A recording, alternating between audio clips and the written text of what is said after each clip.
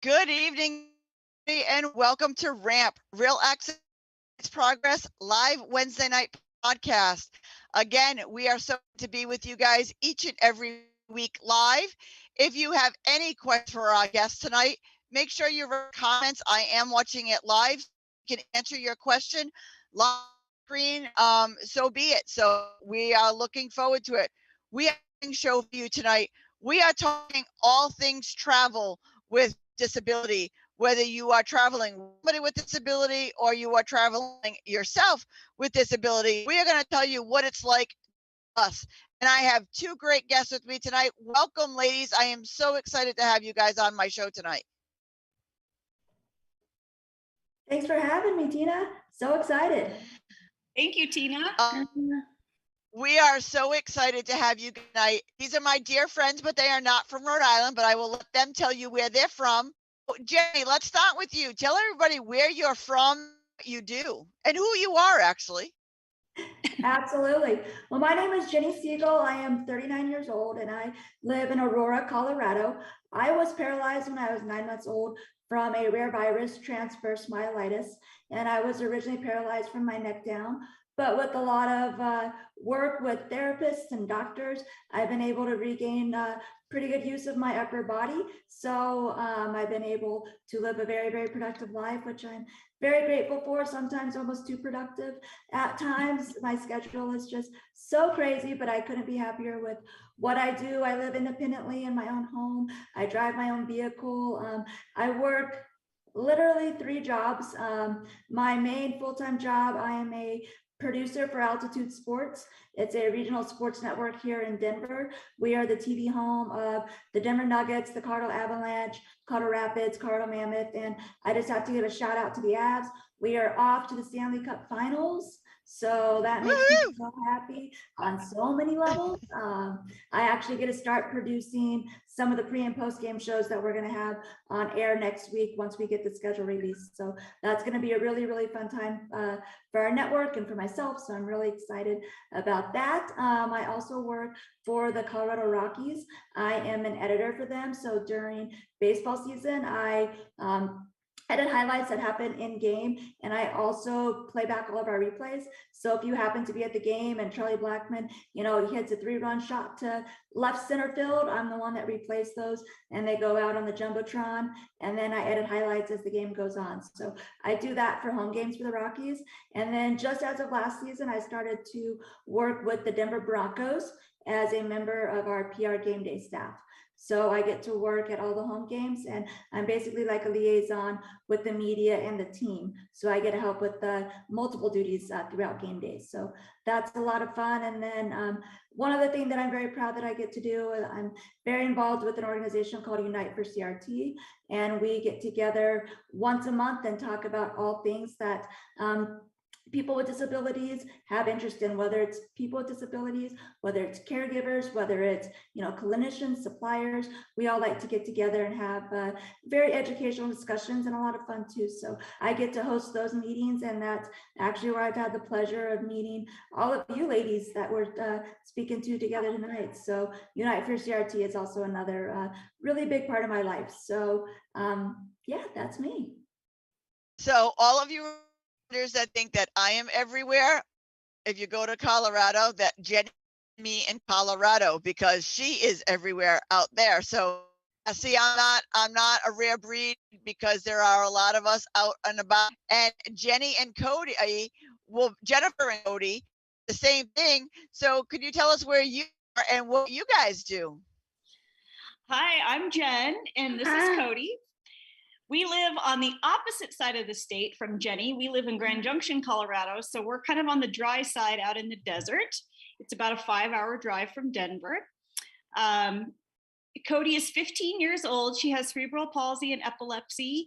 She was actually born in Alaska, and we started our advocacy career when she was about 9 months old. We actually went to the Alaska legislator and testified for the importance of Medicaid for persons with disabilities. She had a rough birth, which resulted in, it was hypoxic ischemic encephalopathy, which basically means a lack of oxygen at birth, and which resulted in the cerebral palsies and onset of seizures as soon as she was born. So she spent 41 days in the NICU. But thankfully in Alaska, there was a lot of money and a lot of resources. So she immediately started early intervention services when she was about 2 or 3 months old, which I really think helped her, advance forward, because she does really well. She's done a lot of good things in her life.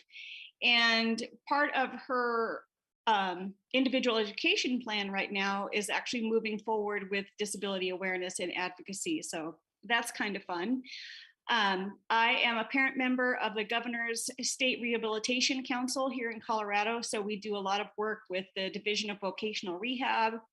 Right now, we're working on a pilot program called Sequencing of Services, which is trying to bring information to families and educators, as well as all of the support providers, on how we can actually bring those things together so it's not so confusing for people to work on transition services for higher education or employment once a student leaves high school.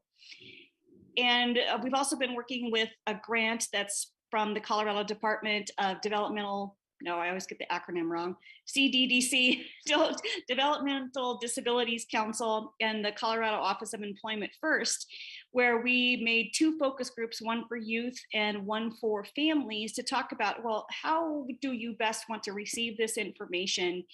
And so that's been a really fun thing that Cody got to participate in as well. We also work with the Colorado Assistive Technology Coalition and Colorado Tech First. So we're really big into tech. Cody loves coding and other technology. We did a TED Talk a couple of years ago, actually right before everything shut down with COVID, about assistive technology and how it helps her be more independent. And she does a lot of coding. She takes classes from Code Ninjas. She actually did a commercial for them using her communication device, which was really fun. So we keep busy. She'll be a 10th grader next year in an online school, which has been a wonderful transition for her and for us as a family. So I guess in a nutshell, that's kind of what we do. Yeah. So again, if you don't see me or you don't see Jenny, you're going to see Jen and Cody. So yeah, we pretty much kind of run the spectrum. This is part of being in the disability community and being advocates, because if you're not out there being seen and heard, you're forgotten and left behind. So we need to push forward for everybody. And didn't you just tell me that Cody was out volunteering today? Yeah, she volunteers with her grandmother at the VA hospital here in town. So that's been a fun thing for her to do. See that? So Cody is out there volunteering, so nobody else has any excuse why you can't get out there.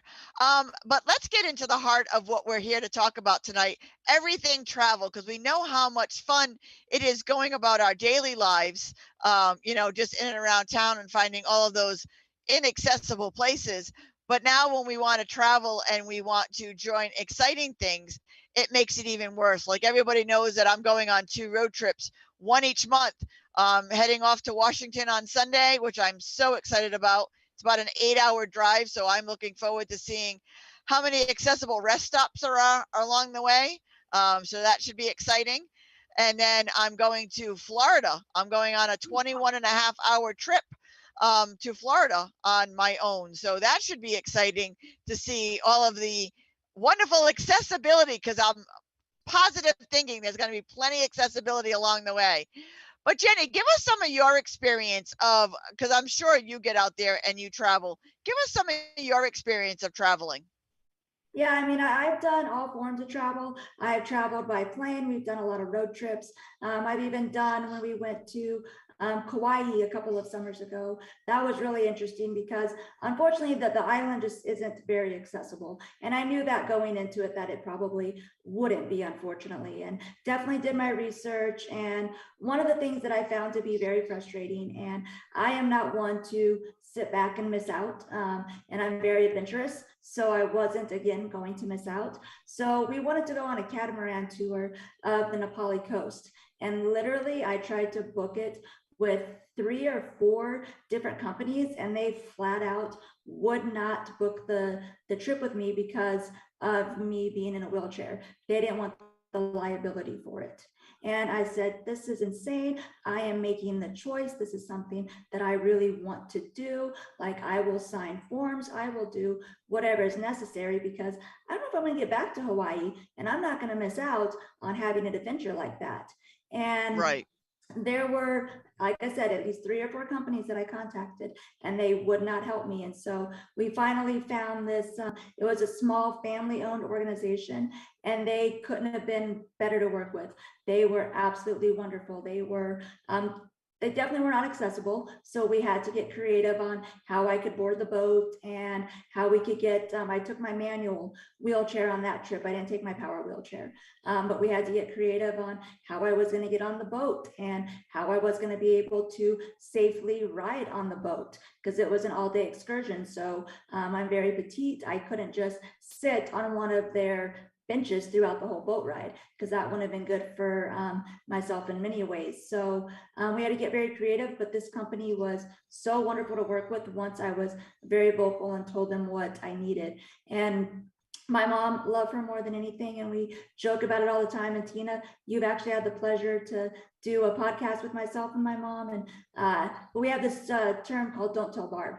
And when I boarded the boat, that was by far a "Don't Tell Barb" moment, because it was literally a floating staircase that was not really attached to anything. It was at the dock, and then it was at the boat. And this staircase was so skinny, and I'm not a very big person, but literally what I had to do was have somebody from behind grab me under my arms, and my caregiver that went with us, and one of my very good friends, grabbed me under my legs, and the two of them carried me backwards down the steps on this boat. Eric went backwards, my friend Susanna went forwards, I should say. And the staircase was so skinny that they literally had to lift me up over the staircase, because otherwise we all wouldn't have fit down it. It was Oh, geez. the most interesting experience, but the whole time the little captain of the boat was grabbing Eric and guiding him backwards down the stairs. They were so kind and so helpful. They made sure my chair got on the boat. It's one of those things that, like I said, I wasn't going to miss out. And that was one thing that I really needed to fight for. And I felt that I could be safe doing this. I wasn't going to put myself in danger, but I also wasn't going to miss out. So that was definitely one of my experiences where I had to be very vocal and say what I needed. And thank goodness we found a wonderful company that worked with us. And I gave them rave reviews, because they gave me the chance that I wanted to take. And I truly believe that working with smaller family-owned organizations, you have a better shot, because they're more empathetic, they're more willing to give it a shot. And I truly believe in this. We all have that "don't tell Barb" moment, because we just go, shh, we won't tell anybody, just let us do it. You know what I mean? Kind of thing. Jen, what's one of your experiences, positive or negative, traveling with Cody? Oh my gosh, we have so many. We do a lot of traveling, but I think one of the biggest issues that we've had over the years, and most of the time our stories are pretty much good. I mean, we don't travel with her power chair. She has an air hawk that we take with us if we're flying somewhere, so it folds up and it's a power chair. But they don't have to put it into the conveyor belt on the airplane and things like that. So, or we travel with her manual chair. But one of the biggest things are traveling with liquids, as all of you probably know, is Cody has a G tube. So all of her food is liquid. So when we're traveling with that, TSA just doesn't quite know what to do with us. They try to take all of the samples and make sure that it's not explosive material. We also travel with CBD because that helps regulate her seizures. And I talked to a TSI this has probably been 4 or 5 years ago, a TSI agent here in our town. And he was like, you know what, we're not looking for CBD. It's all right. Just, don't make it stand out or anything like that. But it usually takes us a good 20, 30 minutes to get through TSA.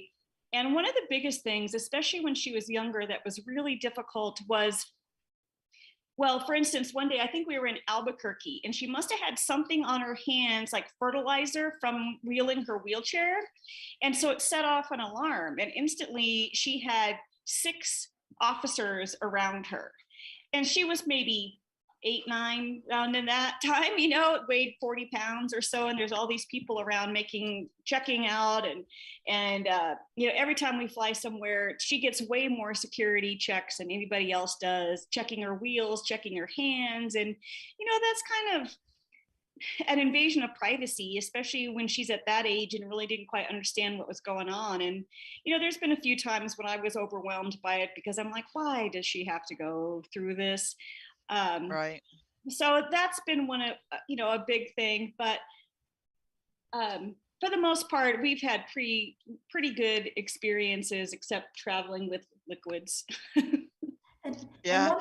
Like I said, I mean, we have to think about things that other people do not need to think about. Like, people have no idea. Like, now that more and more people are coming out and about with me, and I'm doing more lives of my day to day, because that's always an adventure. Of just me leaving my house is an adventure, because you never know what I'm going to get myself into. But I never thought of that, or I never thought of that. And like, you have no idea, like, where I'm going to in Florida, the places that we're staying are all private condos, where each contestant is renting a private condo. Well, private condos in Florida do not need to be accessible. So none of the private condos are actually accessible, but there's a few on the first floor. So I'm bringing my own shower chair. I'm bringing my own bed transfer. You know what I mean? Like, I have to bring my own equipment with me, because yes, I can roll in and out of the room and the doors are wide enough because they measured my room, but there is no accessibility, because I had to go in knowing that I'm renting a condo that's does not have to be accessible. So it's barriers like that that people don't realize that we rush into. Jenny, you had another story? Well, I was just going to say, like, the main thing that I've learned, whether it's traveling by plane, and mainly by plane is the biggest one, is just to use it as a very educational experience. Because like you were saying, Tina, people just don't understand, because if they don't experience it, that they really don't understand. And so I am very thorough when I travel. Like, I am probably too thorough, but that's okay with me. Like, I feel better that I am that thorough. And one time when I was going through TSA, I actually had something very similar, Jen, and I won't tell the long version of the story about the hands, but I actually used some hemp's lotion on my hands. I got detained at the Washington Reagan International Airport for like 5 hours because of that lotion that I had on my hands. But with TSA, like, I have an indwelling catheter, so I have a leg bag, and TSA is not aware of what that is.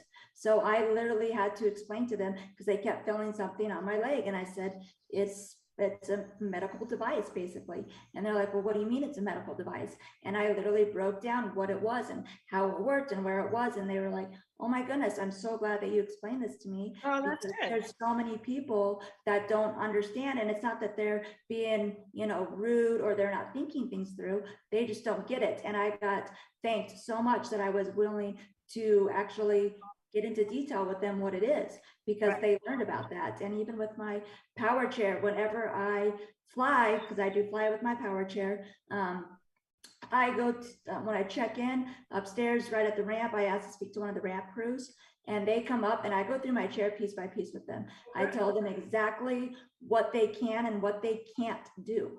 And it's been such a wonderful experience that I've been able to talk with these people, because most of the time they're very receptive, because they actually want to learn. And I wouldn't have thought that. And one time we were flying to St. Louis, and we were flying on this tiny little plane. It almost looked like a puddle jumper, excuse me. And the guy that I spoke with before we loaded onto the plane and showed him my chair, walked through it with him, he was very nice.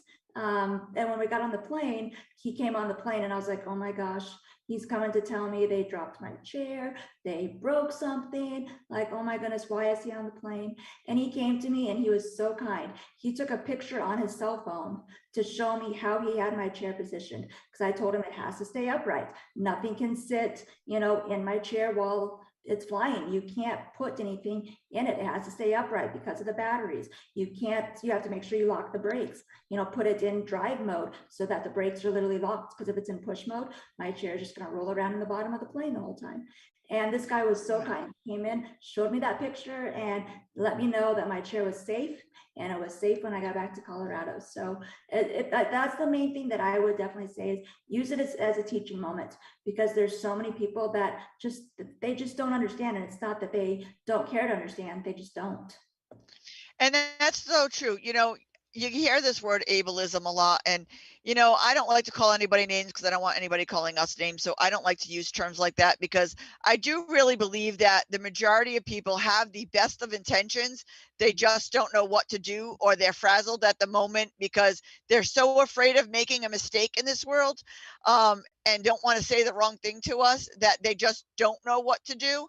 So, kindly guiding them through it. Like, I know when I travel, I always travel with a checklist, and I always have the checklist on me at all times. This is my medications that I have with me. This is what I have with me. This is everything that I have on my chair. If you don't do things like that, you're setting yourself up for failure. It's the same thing that if you were going on a business trip, you would make sure that you had all of your business stuff in a row, your business cards, your program, your computer. It's the same thing, except for we have a little bit extra things going on. Jen, how does Cody do with the transfer chair on an airplane? He actually does really well. We've only used a transfer chair a few times because she's gotten taller than me. So trying to get her up the stairs or up the ramps is a little bit difficult. So that's kind of been a new thing that we've used. She can walk with assistance, so that is helpful. And especially when she was younger, we were able to easily get her on. But the transfer chairs work really well, and we just take advantage of all of the amenities that are at an airport. Taking like we're going to fly to Houston in August, and so we'll just put her air hawk in a container that we have, and just check it. And then we'll just use a wheelchair that they have there with the concierge to take her through the airport. And I didn't used to do that. I used to think, oh, I got to do it all myself. And I don't know how many times I've ran through the airport with a suitcase and pushing her in a manual chair to get around. And I just realized I don't have to do that anymore. There's people there that can help. So. Yeah. Jenny, do you want to explain to those who may not know what we're talking about the aisle chair? Yeah, the aisle chair is just a very small, slender chair that we transferred into when we're boarding the plane. And that's how you actually get onto the plane. And the aisle chair is so skinny that it can roll you down the aisle. So no matter how many rows back, you can still row or roll to where you need to go. And then you can either transfer or get the assistance to get out of the aisle chair and actually get in to the seat on the plane. And when I travel, because I'm so small and petite, I actually just have whomever I'm traveling with carry me on. So I don't use the aisle chair because for me, it's almost, it just makes it easier to lift me on. But the aisle chair is a wonderful option for people that are traveling alone, or that are able to, transfer, or there's people there that can help assist with the transfers as well. Yeah. One thing I want people to know is once somebody in a wheelchair is put on an airplane, we basically are stuck in that chair until we land to get off the plane. We can't use the bathroom or anything like that. We can't, I loved it when, somebody's like, do you need to get up and stretch your legs? I'm like, it really won't do me any good since I don't feel them, but thanks for offering, kind of thing. But yeah, we can't get up and use the bathroom or anything. So, when you're going on those long flights, it's sometimes, pretty scary and hairy when you're like, okay, I really need to go. So somebody like Jenny, they could probably just carry you to the bathroom or something if you really needed to. If that was what I needed, 100%, absolutely. Because we like to fly Southwest. That's my preferred airline, because they are, for what I've learned, they have the best customer service. They work so well with me, and they're very accommodating with my wheelchair. They're very accommodating with how I pre-board. And what I really like about Southwest is we usually always get to sit in the very front seat. Because of us pre-boarding, nobody has assigned seats with Southwest. So we can just go in and get those couple of front seats. And that works really, really good, because there's room for someone to transfer me to help. Because like you pointed out, Tina, once we're in that seat, you don't get up again. But sometimes I do need to reposition a little bit. You know, my booty gets a little sore and need to move around for those smaller or for those longer flights. And it actually gives the room for somebody to help me reposition myself once I've been on the plane for a while. So Southwest by far has been the most accommodating airline I've ever flown. And I've flown a bunch. That's what yeah, that's what I've heard too. Do you have a preference, Jen? Well, we live in kind of a rural area, so we don't have a lot of options. We have American and United, and we just have a really small airport here. So, but however, though, when we lived in Alaska, when Cody was little, Alaska Airlines was phenomenal. And it's just that they don't have a lot of the resources here because it is a smaller airport. But I know you both are probably familiar with Corey Lee from Curb Free. Corey Lee, and he traveled to every continent by the time he was 30 years old. And he was a wheelchair user with a degenerative muscular disease. And he talks about in some of his essays and things that he has written about how he has to fast 24 hours before he flies anywhere because he, again, can't get up and go use the restrooms. I mean, even like with Cody, the two of us couldn't fit into the bathroom in there. But when he first started talking about that, I said, oh my gosh, that is just so dramatic that he has to do that in order to travel and meet his goals and get where he wants to be. Yeah, I mean, it's so true. I mean, I know for myself, when I know that I'm going on a drive or I'm going to be out for the day, I will limit what I eat. Like, even if I'm being invited out to lunch or something, I probably won't eat or anything because you don't know if the bathrooms are going to be accessible. And that's, just ready out in your city or town. You do that. I can't imagine on going a longer flight and having to hold it and not having an option at all, So we really need to do better there. Have either of you traveled on a train? I know we have a train here. The only problem I don't like about the train here is they have one wheelchair accessible spot in this car and one wheelchair accessible spot in that car. So if me and Jenny wanted to go on a train trip together, we'd be 2 cars apart, which is kind of not fun. And I think, but have either one of you had any train experience? Yeah, Cody, what did you think about the train? Did you like the train? Yeah, we decided to take Amtrak from Grand Junction just to Glenwood, just because she wanted to ride the train and we hadn't been on a train before. So there wasn't a ramp. So they carried her up in her wheelchair. They had a couple of guys and they carried her up. And I think they did have tie downs. I can't remember now. It's been a while, but we may have just put her in a regular seat. And we were traveling with my mom and dad because it was just kind of a day trip type of thing. So we get to Glenwood Springs, and again, they lifted her off, and nobody was there. They just left us on this platform in Glenwood no. Springs. And there was nobody around. The ticket office was closed. We couldn't find a ramp to get out off of this ramp and up into Glenwood Springs. And so some bystanders helped us get her up the stairs and onto the sidewalk, which was, a pretty hefty type of thing. But yeah, we just got left on this ramp. Oh that's Jenny, what's your experience? I've done quite a few train rides, actually. One of my first ones was when I was in high school. One of my best friends lived in Flagstaff, Arizona. So my mom and I took a train to Raton, New Mexico, and then we drove the rest of the way. And at that point, honestly, the train wasn't very accessible. So kind of similar to what Jen was saying with Cody, like they had to lift me onto the train, and I actually just sat in a regular seat during the train ride. My mom just transferred me to a regular seat. I didn't ride in my wheelchair. But recently, like I was in Chicago 2 summers ago, and we took a train from Chicago to Milwaukee because I'm a huge sports fan, as I kind of said. And we try to go to different ballparks when we're in different states. So we took a train from Chicago to Milwaukee, and that was actually very accessible. They had a lift that I was able to ride up on the lift on. Like Tina was saying, though, there's only so many cars you can sit in, though, and there's only so many spots. But they did have the lift. They were able to tie me down, which were both very big positives. And then last summer we went to Pagosa Springs, and we did a train ride from Gunnison to Silverton, or I'm sorry, Durango to Silverton, and then Silverton back to Durango. And that was actually very accessible as well. I could take my power chair, I could load it on. The only thing that was frustrating for me is there was literally one spot, and there was another gentleman that was in a power wheelchair as well, and he was just bigger in general, so he had a bigger wheelchair. He just didn't fit in other areas as well as I could. So I was more than happy to give him the quote unquote designated spot. And I just kind of sat in the aisle and just kind of hung out next to Eric during the train rides, because there was really nowhere else for me to go. Yeah.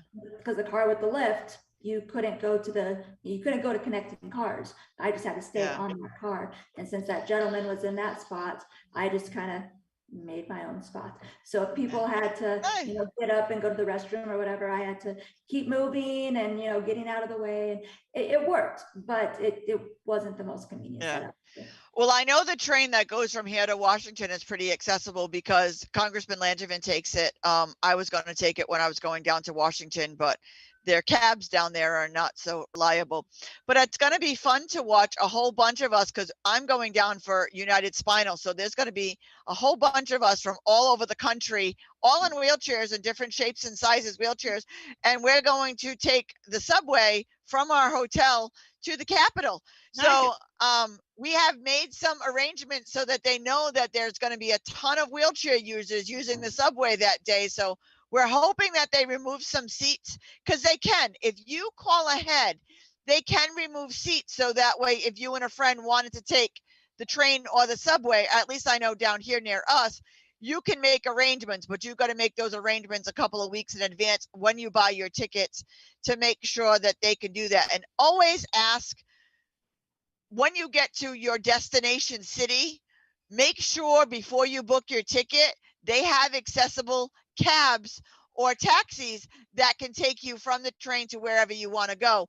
Because if you get here in Rhode Island, we have one wheelchair accessible taxi in the entire state. So you want to make sure that it's available for you when you come down, and it's not out for repair like, all the others are, usually. So, always call ahead and make your arrangements. I think that's your best bet always. Call, ask, check in, recheck in, and finally check in to make sure that you are all on the same page. Because I can tell you guys, how many guys have you guys called the restaurant and asked them if they were accessible, and you get there and there's one step? They're like, there's only one step. And it's like, okay, when you walk through that wall, I'll do that one step. Same comparison. Let's play. So just doubly make sure that you're saying, can I roll right in? Is it flat? Right. Use those words, because sometimes when you don't use a wheelchair, you're not thinking about that. You're not thinking about those tiny little one steps or little bumps in the road that you're not missing, or missing a platform. You know what I mean? Like getting from the platform to the train. You'd hate to fall between the train, because that would be bad. So make sure you're physically asking, and it sounds dumb, but you need to ask and make those. What is some of your tips that you can give, Jenny? I mean, the main thing whenever I'm planning a trip is it's definitely a whole lot of planning. It's making sure that my hotel is accessible. When I book the flight, I give like a description what I need when I book my flight.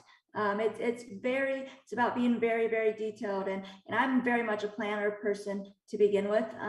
But I literally have to come up with an itinerary for my trip so that I know that, hey, we're going to go to this place today, and I got to make sure this place is accessible. And then if it isn't accessible, then we're going to have to probably give ourselves a little bit more time that day, because I'm going to have to be flexible, because things aren't going to go as smoothly as you would like them to. And that's it's planning, asking so many questions, like you were saying. I mean, it might seem dumb to ask the questions that we ask, but you need to ask them, because it's terrible to get someplace and then you can't access your hotel room, or you can't do the things you need to do. And you just need to have a ton of patience, because again, things aren't always going to go the way you want it to. I did a girls trip in Chicago back in 2007, and they were literally doing work on almost every other subway stop. And there's only so many stops in Chicago that's accessible the way it is. And so they were doing work on some of the stations, so I couldn't always go to where I needed to be without taking huge detours. And that was like a lesson learned for me, because we did do some research, and I was only 21 at the point, so like I did not get as thorough as I should have been. But one of my girlfriends that we went with, she had been to Chicago multiple times. She worked for United Airlines. She's like, oh yeah, transportation is accessible. You can get on and off the subway. Absolutely. Well, yeah, I could if those stops were open. So we had to take so many detours, take buses instead of trains. I mean, there's always something that comes up, and you just need to be willing to roll with the punches, because things are going to come up and you need to adjust. But as long as you are as diligent as you can be with your planning and lining things up and asking those questions, you're setting yourself up for such a better experience. And it's a lot of work to do those things. Absolutely it is. But when I go out of town, I want to enjoy it. I want to be able to see things that I wouldn't get to see, or that I usually don't get to do. So is it a lot of work? 100% it is, but it's 100% a payoff when you get to do the things you want to do. Yeah. Jenny, do you have any tips for us? Well, I just echo what Jenny is saying. We did a trip to Washington, D.C. for the Walk for Epilepsy a few years ago, and I had researched the taxis and researched the subways, and we got stuck in the subway in Washington, D.C. We couldn't figure out where the accessible elevators were to be able to get back up to street level. And it got to be a little scary. My mom was about to have an anxiety attack. And so we finally stopped somebody that knew where it was. I think she was an off-duty person that worked there, and we had to go down underneath the subway to get back up the other side. But there was no signage to tell us what to do or anything like that. And so then once we got off the airplane and we're going to our hotel, there was the wheelchair accessible taxi that picked us up. And it was like a little minivan, and they shoved Cody back in there. I don't think he'd ever used it before, and tied her down. She was facing backwards out the back of the van. And I'm trying to hang on to her and comfort her. And we finally get there, and yeah, that was crazy. And then we were out walking around doing just sightseeing and stuff, and it starts pouring rain. And thankfully she was in her manual chair, not her power chair, but nobody would stop. None of the taxis would stop for us, and my mom would not get into an Uber. So finally somebody, I think, took heart on, because we were just soaked, and we put her chair in the trunk of the taxi, and he got us back to where we needed to go. But yeah, I think just having a sense of humor and a willing to have teachable moments, I think is really important.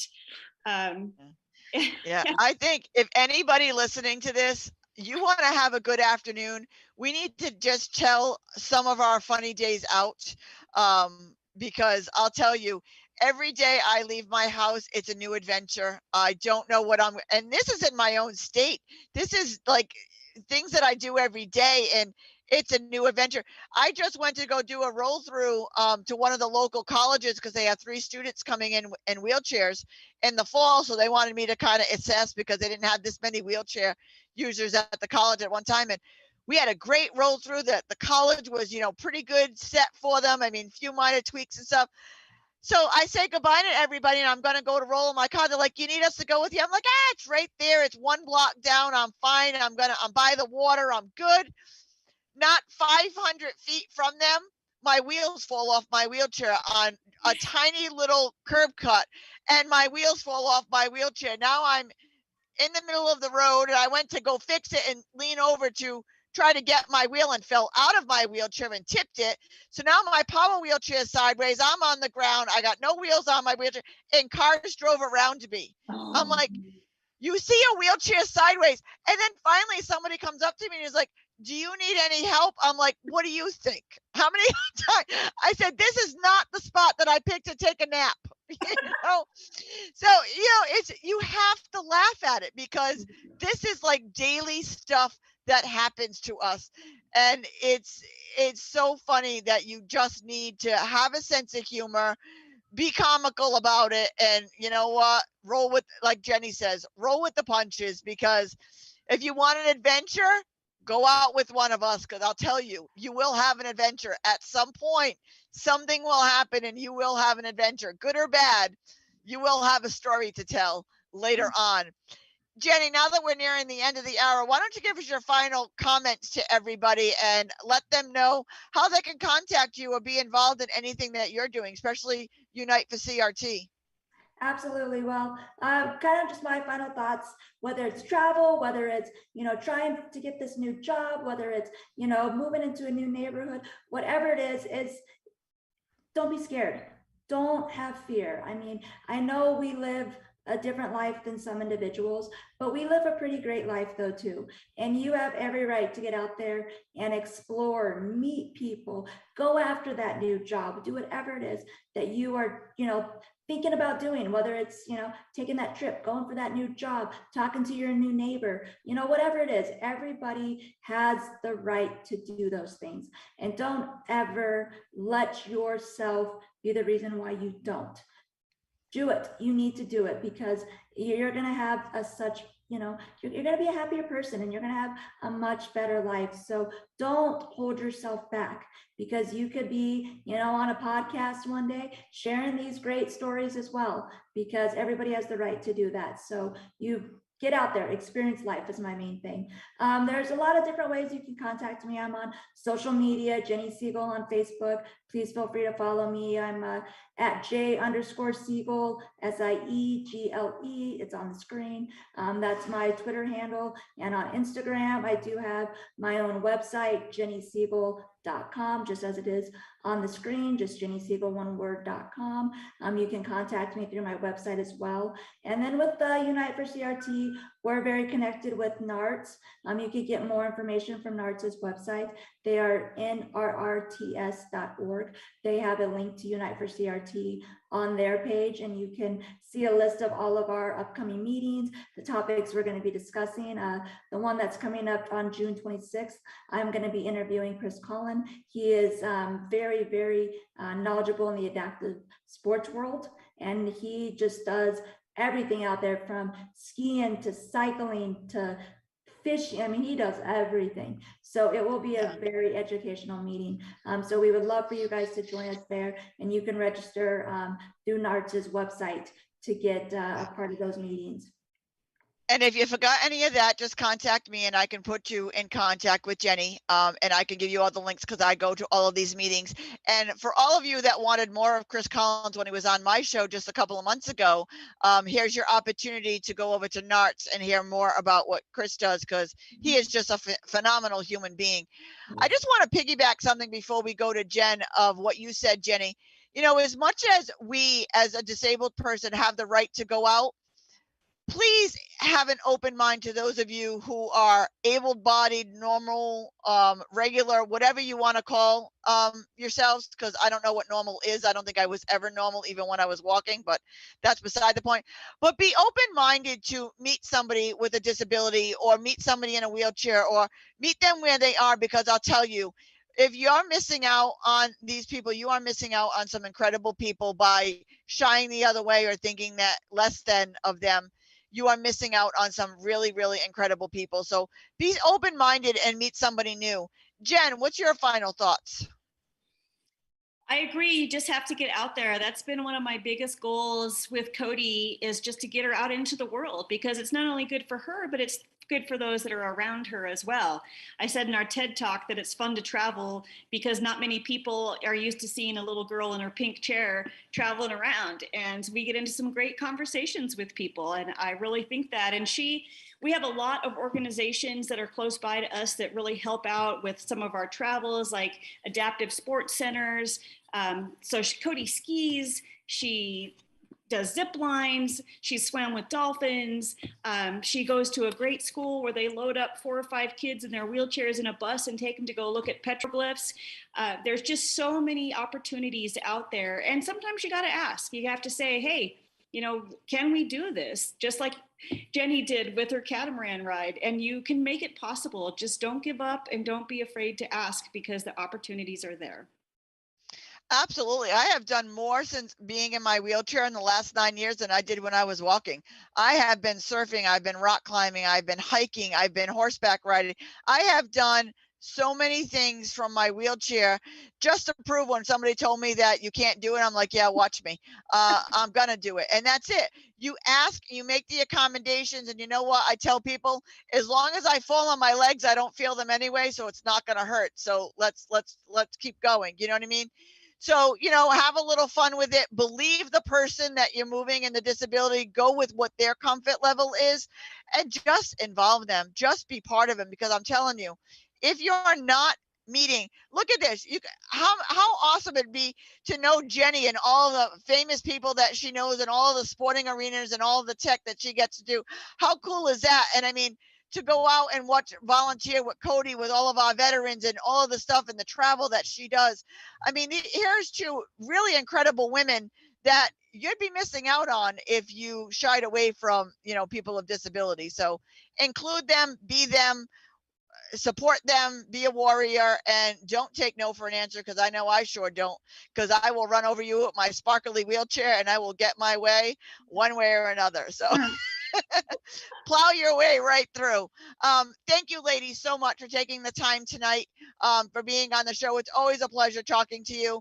And like I said to everybody, if you want to get in touch with these two amazing ladies and learn more about what they do and how you can be involved, reach out to me. But definitely Unite for CRT is a place where you can go and hang out. You do not need to have a disability to be part of those meetings. You could be part of those meetings to learn, to educate yourself, to open your perspective, and to change your mind. So we're going to put the link for Unite CRT in the bottom of this chat when I get off the call tonight, so that way everybody can join in on that, because I'll tell you, it's a great monthly call. I'm on a lot of them. I miss a lot of them because I got my things to do, but you can always check in, and that's the nice part. You check in when you can and you check out when you can't, and they're always there to welcome you with open arms no matter what. So thank you so much, ladies, for being part of this tonight. Thank you for all of that you do in your advocacy. And maybe next year I will be turning over my national crown to Jenny next year, because we're going to get her involved as well. So you never know. And somewhere down the road, we'll be crowning Cody. So, it's all good. We're a sisterhood, and that's what it's all about. Thank you so much, ladies. We'll see you all soon. I just want to invite everybody back here next week. Same time, same channel. The only thing is it will not be the same host. We will have a guest host in here next week. One of my board members, Diana Perkins, who runs her own business called Include Design, will be hosting the event, because I will be driving home from Washington. So I will not be able to host and drive. I'm good, but I'm not that good. So we will have a guest host in here next week. So see you all here next week. Make sure you're reaching out to somebody new. And as I always say, don't just sit there, make a difference. Have a great night, everybody.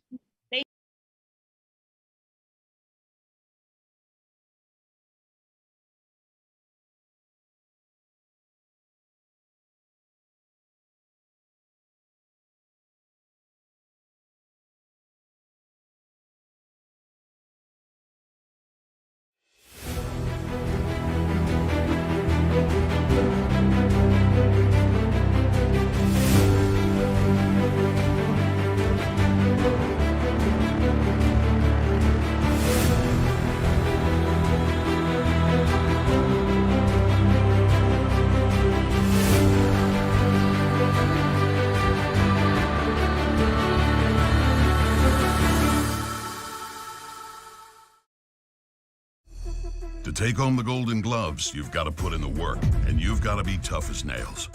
Ashley Kalis was driven to achieve. Today, Kalis is still fueled by that same hope, grit, and determination. A mother of 3 school-aged boys and successful business owner who ran testing and vaccination sites across the state. Kalis is the fighter Rhode Island needs right now, because it's time for a change. Ashley Kalis for governor.